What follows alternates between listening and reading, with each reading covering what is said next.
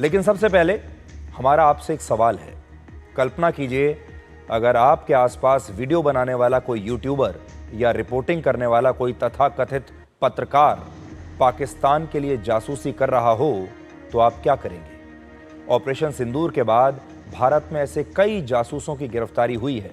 जिनसे यह पता चलता है कि अब जासूसी के तौर तरीके और जासूसों का भेष बदल चुका है। अब जासूस हमारे समाज में आम लोगों जैसी भूमिकाएं निभाकर जासूसी नहीं करते,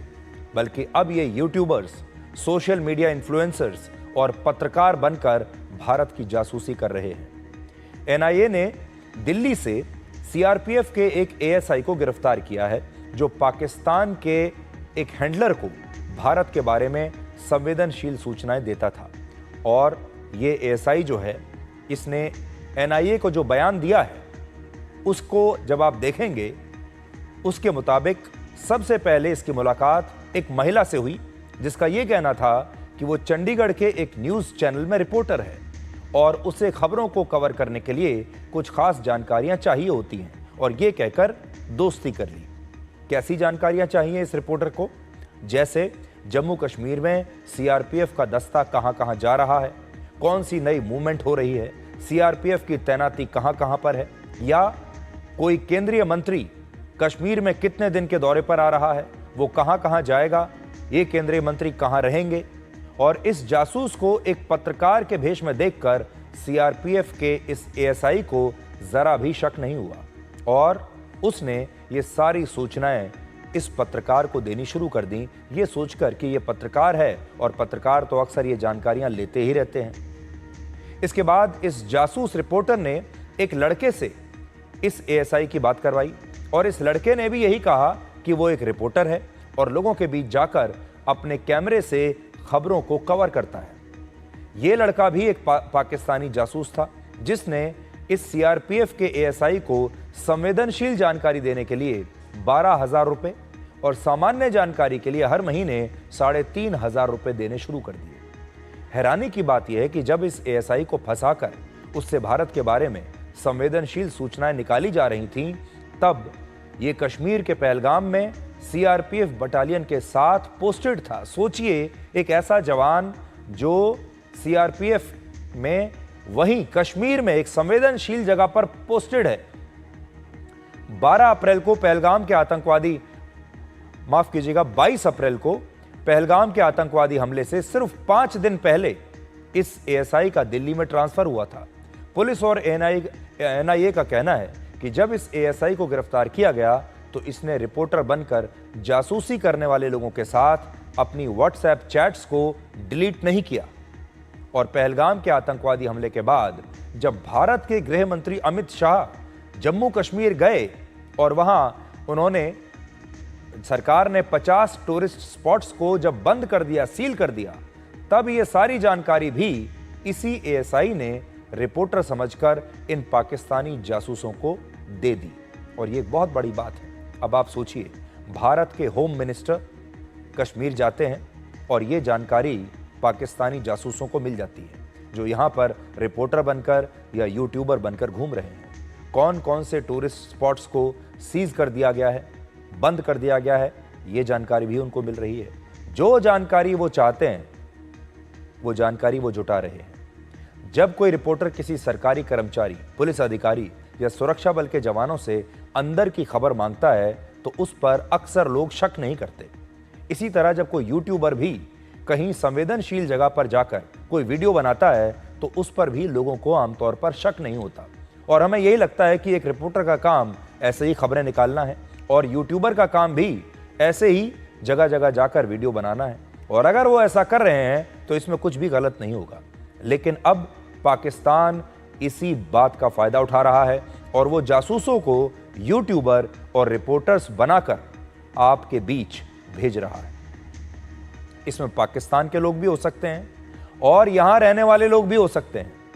आपको याद होगा, पहले हरियाणा से यूट्यूबर ज्योति मल्होत्रा को गिरफ्तार किया गया था जो पाकिस्तान के लिए जासूसी कर रही थी। और अब इस मामले में यह पता चला कि जिन जासूसों ने सीआरपीएफ के इस एएसआई को फंसाया वो भी रिपोर्टर के भेष में जासूस थे और पत्रकार बनकर भारत के साथ गद्दारी कर रहे थे। जासूसी का यह नेटवर्क कहां तक फैला है, इसका अंदाजा आप ऐसे लगाइए कि जैसलमेर के एक सरकारी कर्मचारी को भी पाकिस्तान की जासूसी करने के लिए गिरफ्तार किया गया है। इसका नाम है शकूर खान और ये 7 बार पाकिस्तान जा चुका था और आरोप है कि आईएसआई खुद इसकी मदद से भारत में जासूसी करा रही थी। इसके अलावा आरोप है कि राजस्थान में जब कांग्रेस की सरकार थी तब उस सरकार में एक मंत्री साले मोहम्मद के पर्सनल असिस्टेंट यानी पीए शकूर खान ही थे और इसलिए पुलिस इस मामले को अब बहुत गंभीरता से ले रही है और शकूर खान से जो जानकारियां मिली उनके आधार पर कई और लोगों को गिरफ्तार किया गया है और ये लोग भी खुद को यूट्यूबर्स के तौर पर दिखाने की कोशिश कर रहे थे। उनका नाम शकूर खान है और एक सरकारी कर्मचारी वो है, उनको डिटेन किया गया है और अभी उसमें प्रक्रिया जारी है। प्रक्रिया पूर्ण होते ही सक्षम अधिकारी द्वारा आपको ब्रीफ कर दिया जाए। देखिए 7 लोगों को तो हमने ऑफिशियली जो है विधि सम्मत कार्रवाई उनके विरुद्ध की है। उसके अलावा एक व्यक्ति और जो शकूर खान उनको किया है, उसके इतर हमने काफ़ी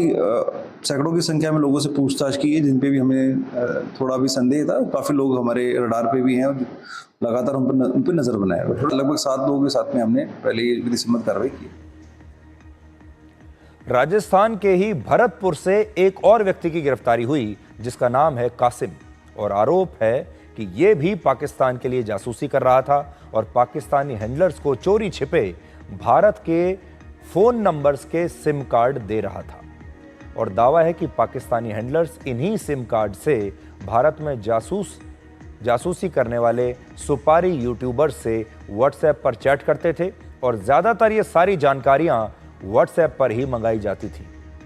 यूट्यूबर ज्योति मल्होत्रा के मामले में कुछ व्हाट्सएप चैट सामने आई थी और उत्तर प्रदेश के एंटी टेरर स्क्वाड ने वाराणसी से जिस तुफैल नाम के व्यक्ति को गिरफ्तार किया था वो भी व्हाट्सएप पर वीडियोस भेजा करता था और आरोप है कि उसने एक यूट्यूबर की तरह वाराणसी के कुछ घाट और रेलवे स्टेशन का वीडियो बनाकर और कुछ तस्वीरें खींचकर व्हाट्सएप पर पाकिस्तानी हैंडलर्स को भेजी थी। अब यहां समझने वाली बात यह है कि व्हाट्सएप हर कोई इस्तेमाल करता है और जब व्हाट्सएप पर कोई जानकारी शेयर की जाती है तो उससे यह भाव नहीं आता कि वो व्यक्ति जासूसी कर रहा है। आम लोग भी न जाने कितने प्रकार के वीडियोस एक दूसरे को व्हाट्सएप पर भेजते रहते हैं, कितने सारे मैसेजेस एक दूसरे को भेजे जाते हैं। दूसरी चुनौती यह है कि व्हाट्सएप अमेरिका की मेटा कंपनी का है और ये कंपनी कहती है कि व्हाट्सएप पर भेजे गए मैसेजेस को आपके और जिस व्यक्ति को वो मैसेज भेजा गया है उसके अलावा दुनिया में कोई और नहीं पढ़ सकता, ये मैसेज पढ़ा ही नहीं जा सकता और इसी वजह से ये मैसेजिंग ऐप अपनी end to end encryption policy के कारण जासूसी करने वाले लोगों के लिए सुरक्षित बनते जा रहे हैं, जिसमें हमारे देश के भी कुछ लोग पाकिस्तान की मदद कर रहे हैं और उसे भारत के सिम कार्ड्स चोरी छिपे दे रहे हैं। तो व्हाट्सएप भी आजकल काफ़ी विज्ञापन करता है, अपने ये बताता है कि आपकी जो चैट्स हैं वो हमेशा प्राइवेट रहेंगी, कोई उन्हें देख नहीं सकता, उन्हें डीकोड नहीं किया जा सकता और इसलिए बहुत सारे लोग इस तरह की संवेदनशील जानकारियां भी इस तरह के ऐप्स के जरिए भेजते हैं। आजकल आप जानते हैं यूट्यूबर्स का ज़माना है और आप में से बहुत सारे लोग यूट्यूबर्स के कंटेंट को हर रोज़ देखते भी हैं, उन पर भरोसा भी कर लेते होंगे, लेकिन यूट्यूबर्स को देखते हुए एक बात दिमाग में ज़रूर रखिएगा कि इनमें से कुछ वीडियोस मिलावटी हो सकते हैं, बेईमानी और गद्दारी से भरे हो सकते हैं। अब समय आ गया है कि जिस तरह आप मेन स्ट्रीम मीडिया के पत्रकारों को हर कसौटी पर आंकते हैं, उनकी कही हुई एक एक बात को ध्यान से सुनते हैं, फिर उनका आकलन करते हैं, उनकी विचारधारा को डिकोड करते हैं, फिर अपनी राय उनके बारे में बनाते हैं, वैसे ही आपको YouTube के जरिए फैलाई जा रही विचारधारा और दृष्टिकोण को भी अब परखना होगा। इस समय भारत में 8 करोड़ कंटेंट क्रिएटर्स और 11 लाख एक्टिव YouTube चैनल्स हैं और अगर आपने किसी गलत YouTube चैनल को सब्सक्राइब कर लिया है, किसी ऐसे व्यक्ति को आप फॉलो कर रहे हैं जो आपको गलत जानकारियां दे रहा है, भ्रामक जानकारियां दे रहा है, अपने वीडियोस के जरिए आपका ब्रेन वॉश कर रहा है,